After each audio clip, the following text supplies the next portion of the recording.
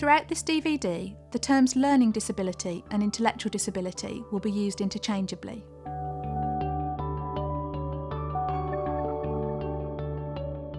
We use the term challenging behaviour to refer to behaviours that might be dangerous and generally are difficult for people on a day-to-day basis. And they tend to have an impact on people's quality of life and on the quality of life of people around the person. The sorts of things that we mean when we say challenging behaviour are behaviours like self-injury, aggression and destroying the environment. About 1 in 5 people with a profound to moderate learning disability show these behaviours at some point in their lives. And they can range from being very severe to being really quite mild and not too difficult to manage on a day-to-day basis. When people see challenging behaviour, they may be uncertain about what's causing the behaviour. They may think it's just a meaningless or purposeless action. Alternatively, you can think that it's just part of having a learning disability. But neither of these is true. These behaviours often have a clear cause, and the first task is trying to identify what's causing the behaviour. If someone has been showing challenging behaviour for a long time, then we might start to think that the behaviour is inevitable and there is little we can do about it. The other thing that might happen is that in order to manage the behaviour on a day-to-day basis, we might compromise the person's quality of life. One of the most important things to remember about challenging behaviour is it doesn't have to be like this. As the causes of behaviours that challenge are often difficult to spot, understandably, families and support workers often hold the belief that challenging behaviour is meaningless and inevitable. Research has shown us that this view of challenging behaviour is inaccurate. Challenging behaviour is meaningful and it can be reduced. When families and support workers are given access to knowledge obtained from these research studies, they are able to make sense of the behaviours and are in a much better position to be able to support individuals with intellectual disability lead a life without challenging behaviour. Throughout this DVD, we will be focusing on 2 very important questions. What is the behaviour communicating about the person with intellectual disability in their world? And how can we work with the person with intellectual disability in order to reduce behaviours that challenge? The first thing we'll cover in the DVD is the characteristics of people who show challenging behaviour and how this may be related to the behaviours that they show. We will then look at internal causes of challenging behaviour, and by this we mean pain and discomfort as one example. We'll then look at external causes, and by this we mean things in the environment that happen around a person that may trigger episodes of challenging behaviour.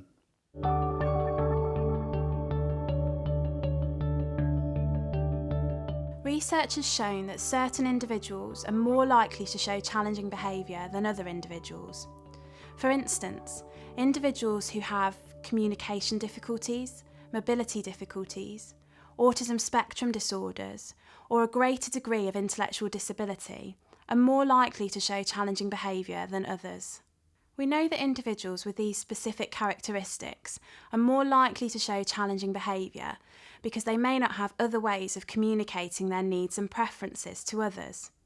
So, for example, if an individual doesn't have a viable way of requesting a break from an activity, they may be more likely to show behaviour that challenges when an activity becomes too much for them.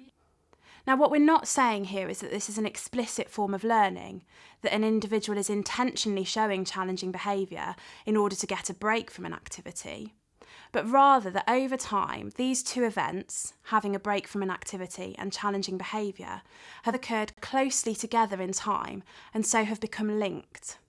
There are a number of different things that challenging behaviour can be communicating, and we'll explain more about each of these in the following sections of the DVD. Research has shown that some other factors also seem to associate with challenging behaviour.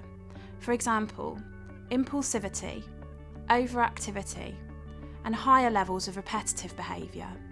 This research is still in its early stages, but what the results point towards is that for certain individuals with intellectual disability who show challenging behaviour, they may have particular problems with regulating their behaviour, specifically putting the brakes on or stopping the behaviour. It's vitally important, therefore, that professionals who are working with these individuals and their families, carers and support workers acknowledge the possibility that stopping the challenging behaviour may be very difficult for the individual. It's therefore important that we are patient and consistent when looking to intervene and assess challenging behaviour.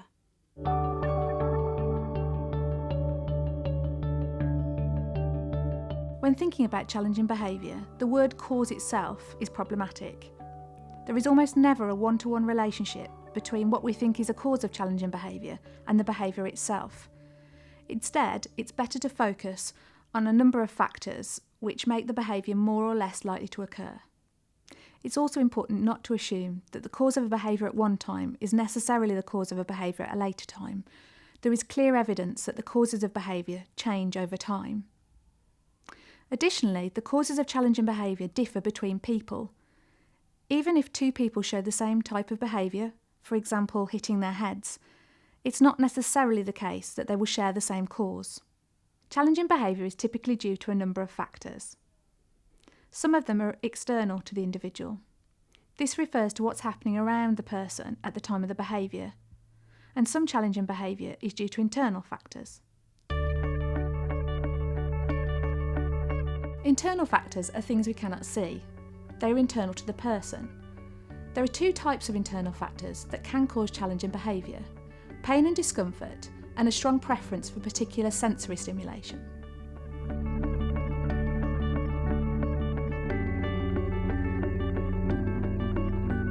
Many people with intellectual disabilities may not be able to communicate that they're experiencing pain and discomfort.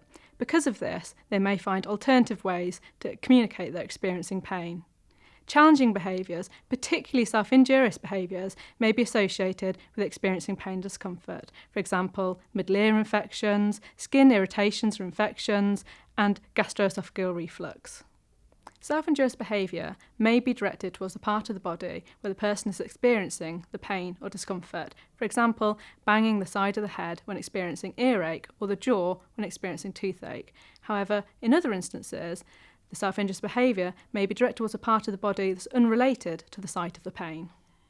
In this clip, you can see Susie showing pain-related behaviour.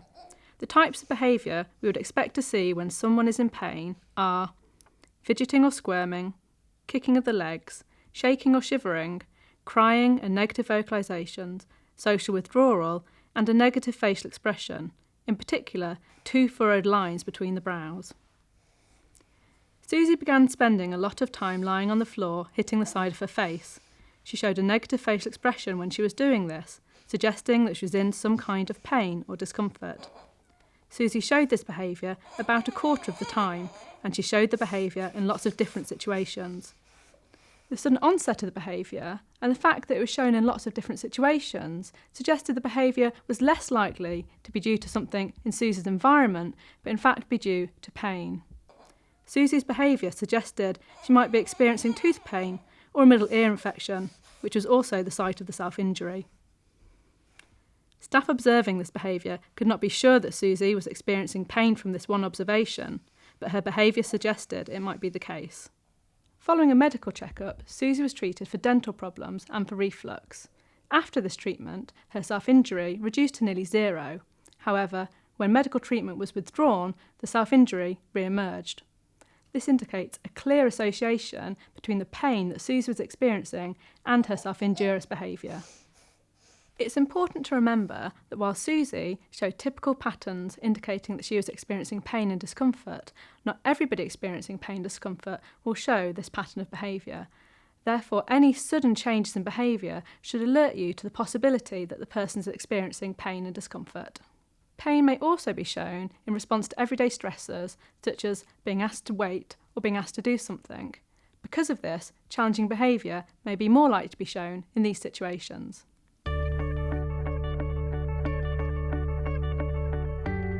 Challenging behaviour can also occur due to a person seeking sensory stimulation.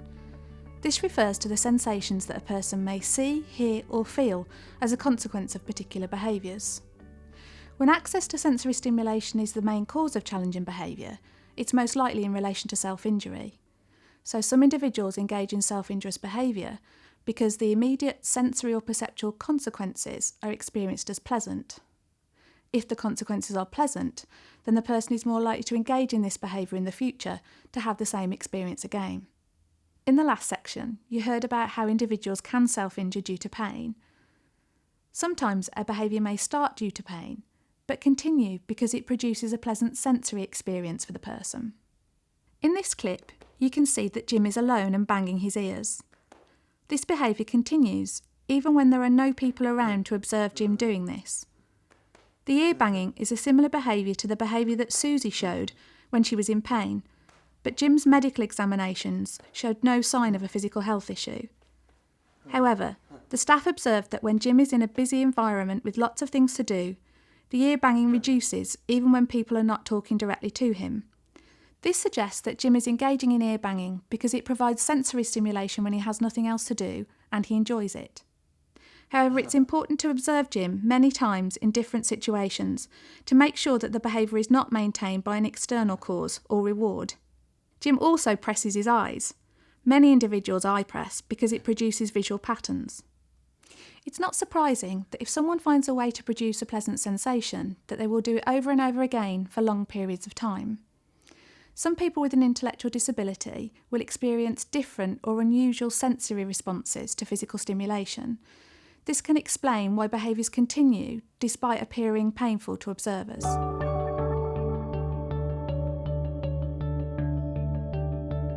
When we talk about external causes of challenging behaviour, we mean things in the environment that might trigger an episode of behaviour. But we also mean how people respond to that behaviour when it occurs.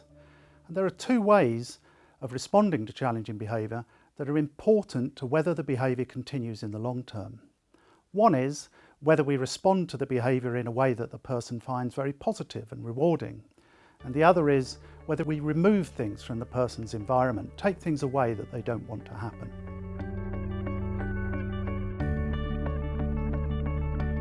Because challenging behaviour can influence the behaviour of other people, we can think of it as being like a form of communication, and in this way the behaviour could be thought of as in some way adaptive. This may be why we see challenging behaviours occurring in people who have very poor expressive communication, people who can't tell other people what it is they want and what it is they don't want. Once we've worked out what it is the person is trying to communicate, there are two things that we can do. One is that we can change the environment so that it is more responsive to the person and that they don't have to show challenging behaviour in order to tell people what they do and don't want. The second is we can teach a different form of communication. This may mean signs or it may mean pointing to pictures, whatever works for that person. The most important thing is that the person can use the signs or the pictures effectively and other people can understand what it is they're trying to tell them. Oh look, and now they're all going to bed. Oh, and they've all gone, they've disappeared. Look how dark it is. Here we have a clip of Charlotte using signs to help her communicate. She signs the sign for biscuit, and her mother is able to make sense of Charlotte's request by recognising these signs. She can communicate clearly when no biscuits are available. These signs are the same signs that Charlotte uses to communicate at school, making it easier for her to communicate across a variety of situations. Without the use of these signs, it would be difficult for her mother to understand her. If Charlotte was not able to communicate her wishes, she may become frustrated and show behaviours that are challenging to her mother.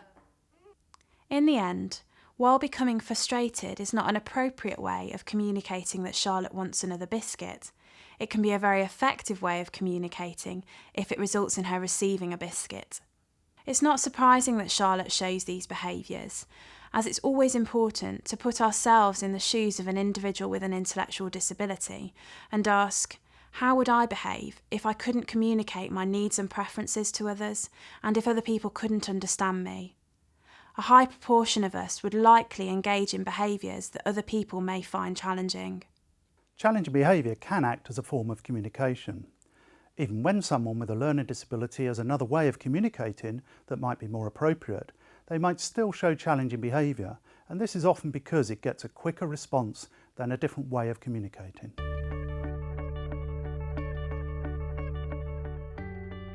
Individuals with an intellectual disability may sometimes engage in inappropriate behaviours such as hair pulling, grabbing and dropping to the floor, because someone comes over and interacts with them when they do these things. This interaction doesn't necessarily have to be positive. If a parent says don't do that or ow, that hurts, this still may be enjoyable to the person because someone is responding to them. Social interaction with others is something we all need as human beings, so it's understandable why it's so reinforcing for some children and adults who find it difficult to interact in more appropriate ways. He's the one who just talks about absolute rubbish, isn't he? But we... Hello, Sally. What are you doing that for? In this clip, you can see an example of this behaviour. Sally is non-verbal and is very sociable. She has lots of motivation to engage with others and is left alone during an activity at the kitchen table. She grows bored of this activity. Sally starts engaging in challenging behaviour because she wants to interact with others. Saturday. Hello. How are you? Had a nice day? Come on, Sally, should we sit back down? Sit back down, make her a drink or something. Sally's sister naturally responds to the block throwing by interacting with Sally. However, she returns to her conversation with Sally's support worker. Right. Really, really impressed, but thinking about it, I don't know if I can do Wednesday, Okay. Yes, actually, a couple of ago, but yeah, there's no problem. Sally's behaviour escalates. You can see that she begins to pull her hair and then she starts to pick the back of her hand. When this is only partially successful in obtaining attention, the behaviour escalates further. Her sister and support worker feel concerned and anxious about this behaviour and act to stop the behaviour from reoccurring. They approach Sally to comfort her and distract her. Sally? Because this approach was successful in reducing Sally's challenging behaviour, and therefore Sally's sisters and support workers' anxiety and concern, next time the behaviour occurs, Sally's sister and support worker are more likely to interact with Sally in this way. Equally, Sally really likes interacting with her sister and support worker, making it more likely that next time she is bored without contact, she will engage in challenging behaviours again. Once this process occurs a number of times, the person with an intellectual disability will quickly learn to engage in behaviours that challenge because they lead to rewarding interaction with another person. This is not to say that the person intends to engage in challenging behaviour to obtain attention. It's an entirely natural process whereby behaviours that challenge are so unpleasant that they evoke an entirely natural reaction from another person, and the resulting social contact is rewarding and reinforcing to the person displaying the behaviour. However, we must remember that social interaction is not reinforcing for everyone, as we will see next.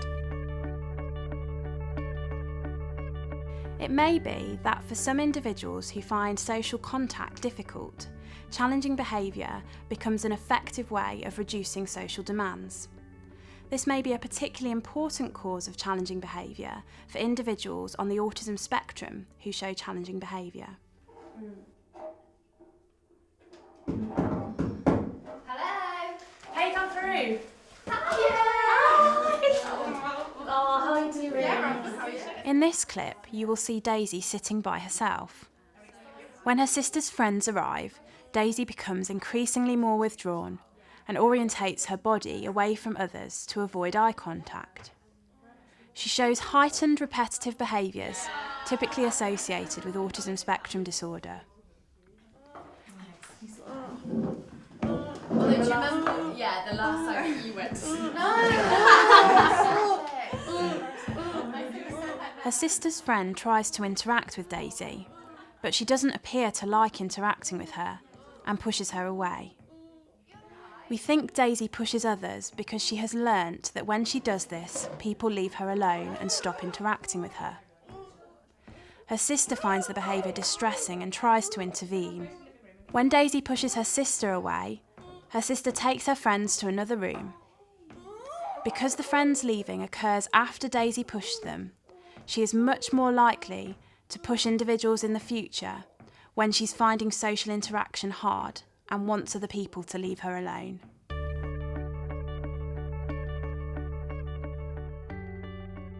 Sometimes, individuals with an intellectual disability will engage in challenging behaviour when they are asked to do something they don't want to do. This could include tasks at school or more informal tasks such as getting dressed and washed at home. Okay, put your arms down. Just brush your hair and get going. In this clip, Rachel's mother is encouraging Rachel to engage in a non-preferred daily living task, hairbrushing. When her mother attempts to brush her hair, she becomes distressed. She then shows self-injurious behaviour. Rachel's mother finds her challenging behaviour very upsetting, and as a result, she acts to stop the behaviour continuing. She tries to distract Rachel with her favourite book. The important part to note here is that by doing this, her mother has stopped, at least temporarily, asking Rachel to do the activity she doesn't like. She also replaces it with something Rachel does like, reading her book.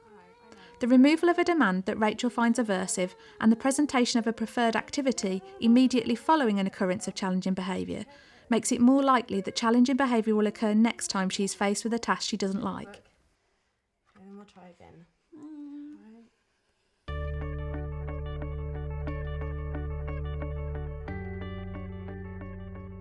In the last example, Rachel's mother asked her to do something she didn't want to do.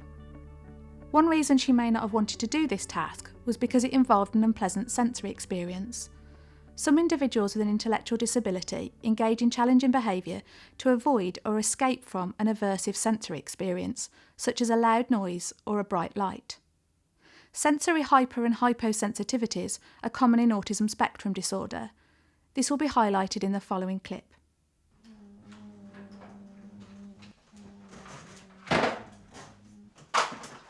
You can see that Georgia becomes distressed as soon as she sees the vacuum, even before it's switched on.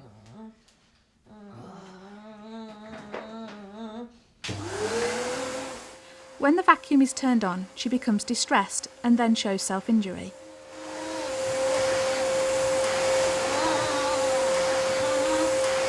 When self-injury occurs, the vacuum is turned off immediately and removed from the room. Turning off and removal of the hoover from the room immediately following an occurrence of self-injury makes self-injury more likely to occur next time Georgia encounters a sensory experience that she finds unpleasant.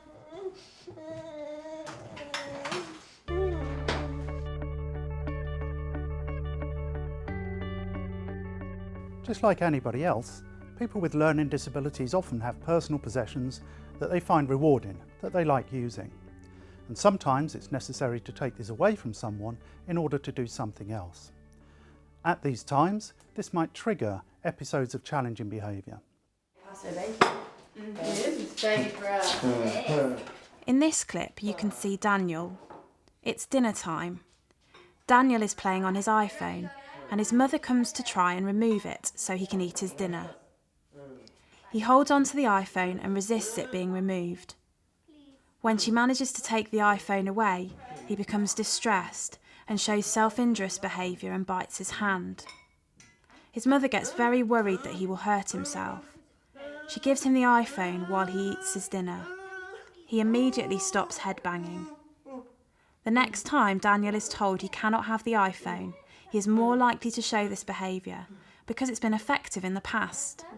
And his mother is more likely to give him the iPhone because in the past this has decreased her anxiety. Daniel's behaviour was communicating that he wanted something. It was an effective form of communication. Throughout these clips, you've seen a number of causes of challenging behaviour. It's important to remember that these behaviours can provoke strong emotional responses in caregivers and parents. These are things like anxiety, fear and concern for the person showing the behaviour. These emotions can be very unpleasant, and they may lead to people showing an immediate response to behaviour to try to decrease the emotion that they're experiencing. It's important to remember that our first and natural response may be one that reinforces the behaviour in the long term.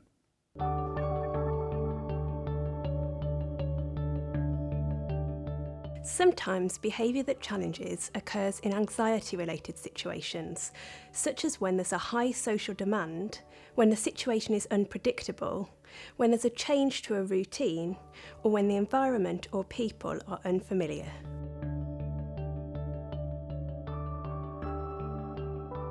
Individuals with limited communication skills who experience anxiety may show challenging behaviour in order to get away from the anxiety-provoking stimulus, or they may simply have difficulty in regulating the negative emotion that they experience in such stressful situations. So, for example, when we saw Daisy earlier, We can see that she's becoming increasingly more anxious in the loud social situation with her sister's friends before she hits out at the girl who's talking to her. Individuals with autism spectrum disorders are more likely to experience anxiety in these sorts of situations. It's important to remember that the anxiety an individual experiences may be indicative of an underlying mental health difficulty. Daisy appeared happy and relaxed in most settings, and so we wouldn't think that an underlying mental health difficulty is causing her challenging behaviour. However, individuals with an intellectual disability are not immune from experiencing mental health difficulties, and therefore any assessment of challenging behaviour should include a thorough assessment of mood.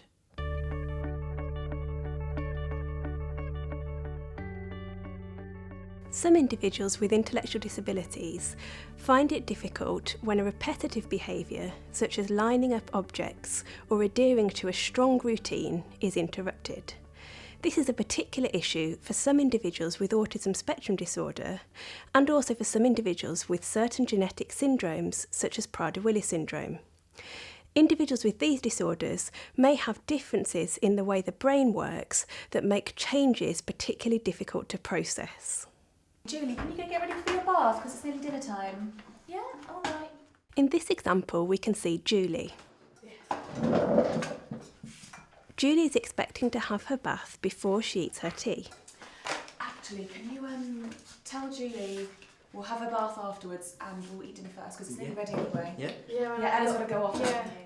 But because her sister has come home from university for a visit, they decide to switch around tea time and bath time. We're going to have tea first tonight, Julie, and then we're going to have a bath. Okay? Tea first and then bath. Why? Ella's got to get off. She's only here for the day, so she's going to go and see some friends. No. It's all right, Julie. Why? We can see that Julie starts to ask a lot of questions about the change. No. Have bath after tea? No. Come on. Why? Bath after tea? She then becomes increasingly more upset and frustrated about the change. Why? Why? Because Ella's going out. Why? Just for today. No. Just for today. Come on. Okay. Give me the towel. Bath time then tea. Tea then bath time Bath today. time then tea. Tea then bath. Come on. In the second example, we can see Pete repetitively building his favourite tower.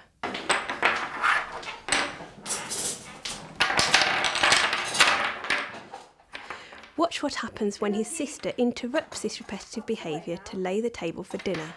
Have dinner.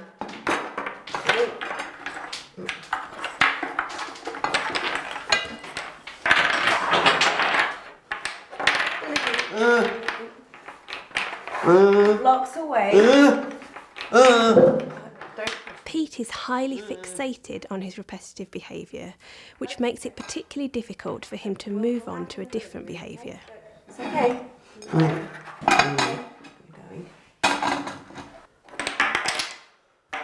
Pete's behaviour is effective because ultimately his sister ends up having dinner elsewhere.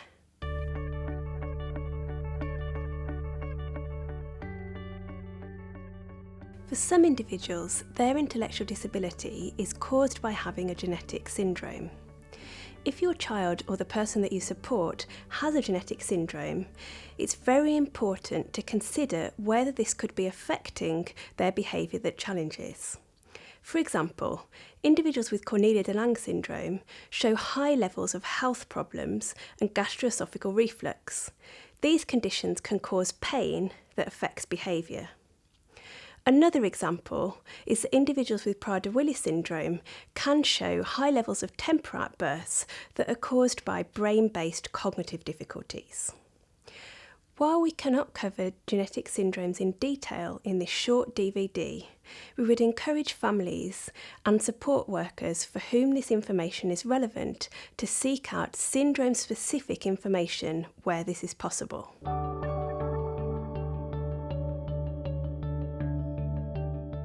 In this DVD, we have discussed a number of different causes of challenging behaviour. You will have seen that the causes can differ across people with intellectual disability, and it's also possible for the causes to change over time. If we are to understand behaviour so that we may intervene, it's important that we know the cause of behaviour. Otherwise, strategies that we introduce to reduce the behaviour might actually just make it more likely to occur. We must understand the person who's engaging in the behaviour because, as we have seen, the behaviour communicates something about an individual's needs. We should therefore not aim to simply stop a behaviour, because this would provide the individual with no means of having their needs met. Instead, we should aim to understand the behaviour and enrich the environment where this is appropriate so that the individual has plenty of opportunity to access their desires or alternatives. We should also aim to teach appropriate communication strategies. However, before we can do this, we need to be confident that we understand the cause of the behaviour.